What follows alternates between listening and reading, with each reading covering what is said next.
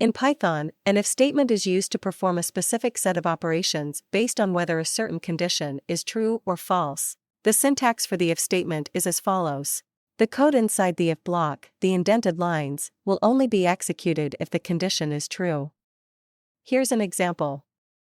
In this example, the condition x greater than 3 is true, so the code inside the if block will be executed, resulting in the output x is greater than 3. You can also use an else statement to specify what should happen if the condition is false.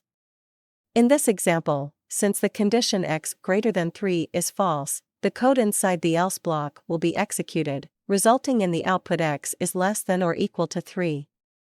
You can also use elif statements to check for multiple conditions. In this example, the condition x less than 0 is false, so the elif condition x equals 0 is checked.